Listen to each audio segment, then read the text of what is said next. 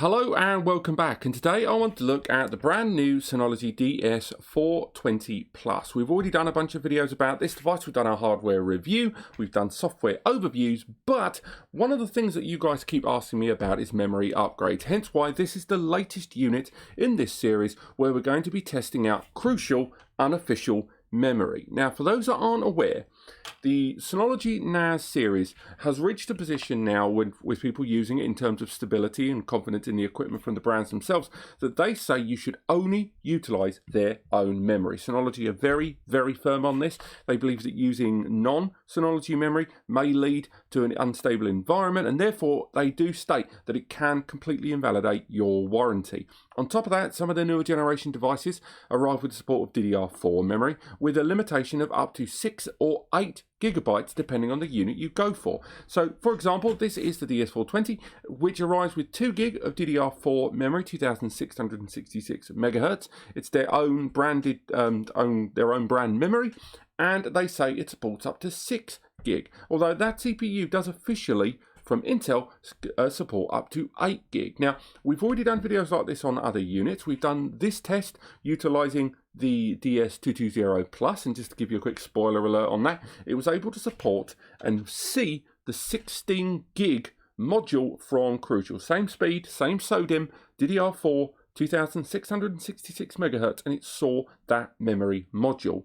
I'm not going to say it was perfect. There did seem to be graphical inconsistencies within DSM, which one would assume were related to the upgrade of that memory. You can see it's probably one of the main reasons that Synology are a little bit about it. Now, I know a number of you do feel that 6 gig isn't great in some of these NAS devices these days, particularly when you factor in virtual machines and stuff like that.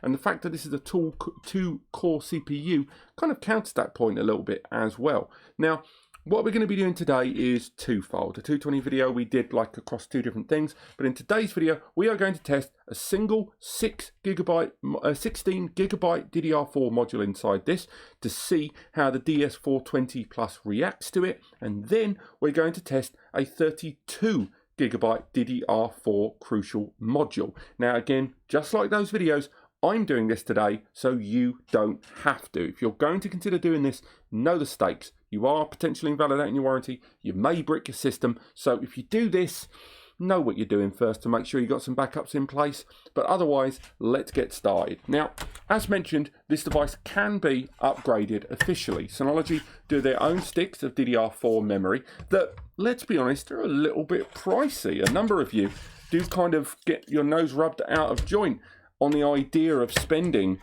£70 to £90 on 4 gig of DDR4 memory when Crucial memory is so much cheaper. And I include Kingston as well and a few other brands too.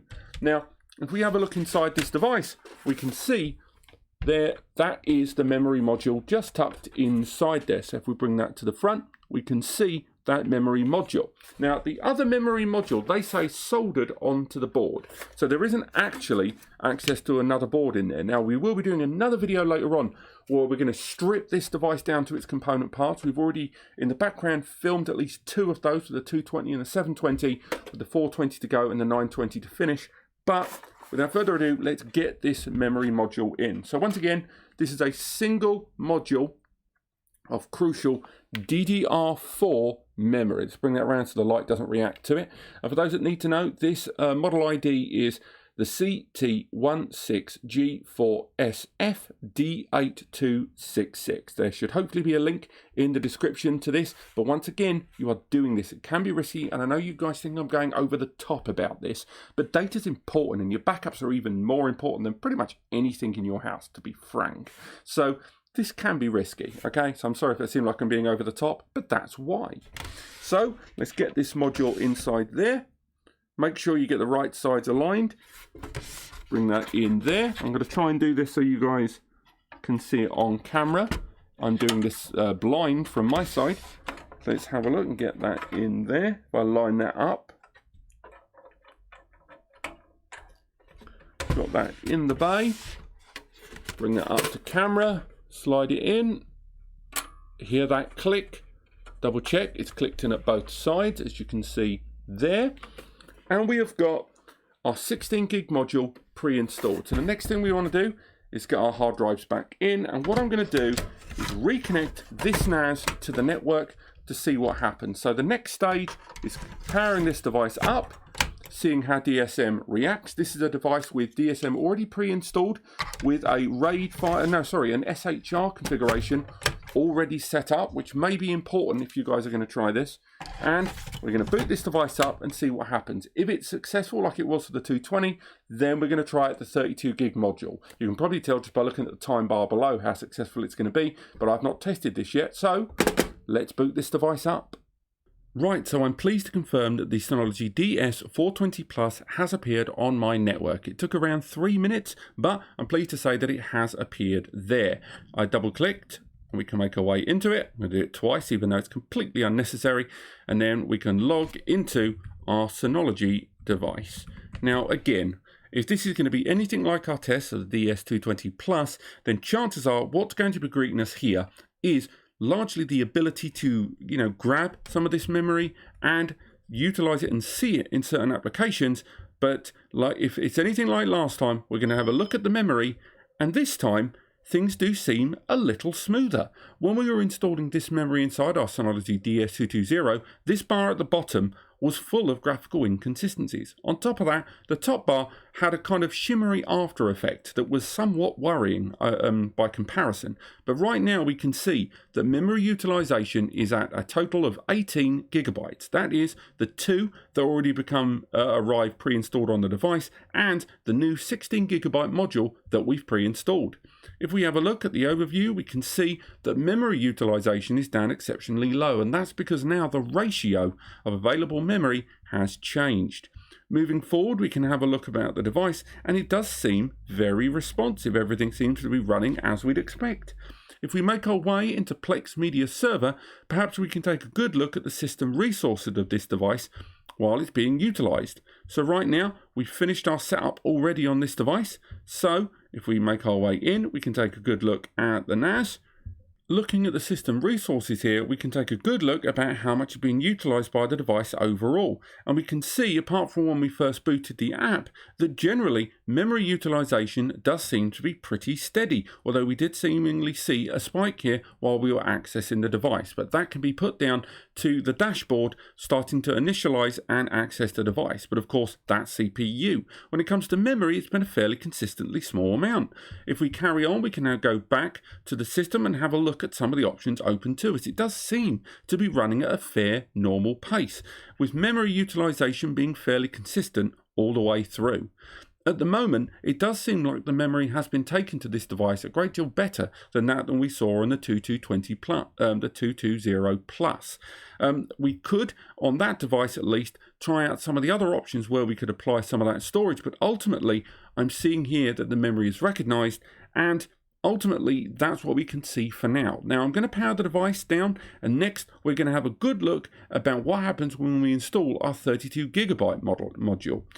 Personally, I do think that chances are we are going to see less positive results with that new module, but let's find out for ourselves. Let's power down this device and install that brand new memory.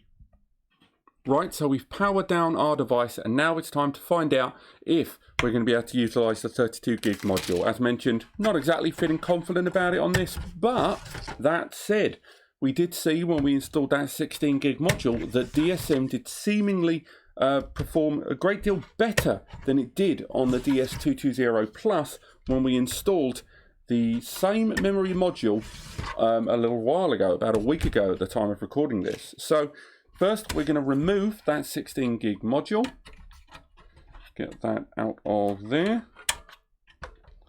Right there, and there it is. There's the 16 gig. And we're going to now install the 32 gig module. Now, bear in mind, on the face of it, these do seem hugely identical as far as memory modules go, and my light isn't driving you absolutely crazy in order to read those memory modules. But this device here is indeed the same number of cells, but a larger quantity of memory per cell. So there's our 32 gig module. We're going to move this around. We're going to install it inside. So once again, we're going to get that there. Pop it in the module.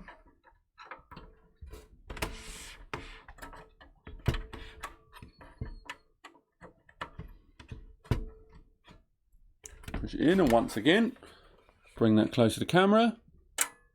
Clicked in. It's fully deployed. Both clips are in, so let's get these hard drives back inside. So, again, whether this works or not, the main purpose of this test has always been to see if you can use non-official memory and what are the upshots of it. If you do want to take advantage of unofficial memory, there's lots of things you can do in order to do that. But just remember that you are doing something that could invalidate your warranty as well as harming your product. So be safe and have some backups when you're doing this sort of stuff, okay? So the drives are installed, the system's ready. Let's connect this and see if this memory module is going to work.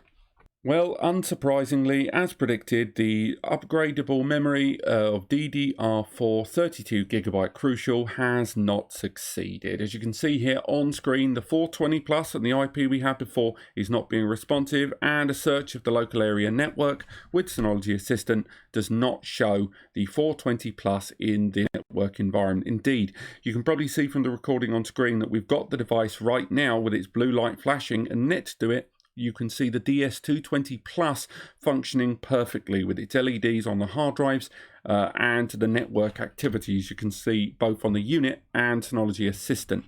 Overall, it's not a huge surprise you didn't see this memory. It was a little bit too far, but it's still been quite good to know that we have been able to see the 16GB Crucial memory module. Now, what do we learn from this going forward? Well, the 420 seemingly sees it, but I'm not going to say that it supports it fully. We've definitely seen better results than we saw of the same memory being put inside our 220, but at least we know that there are ways to get extra memory. It's just a question of whether it's worth it for the stability of your data, but that's something for later on. Our next video, we will be looking at the DS720 Plus and ending on the DS920 Plus. And as mentioned, we will also be doing a complete strip down of each of these NASs to show you guys exactly what's inside to save you taking a screwdriver to your device and seeing what goes on underneath all of those chips and boards. But thank you so much for watching. I hope you've enjoyed this video. If you have, click like. If you want to learn more about this series of NAS devices, how to upgrade and how to stay safe, click subscribe, and I will see you next time.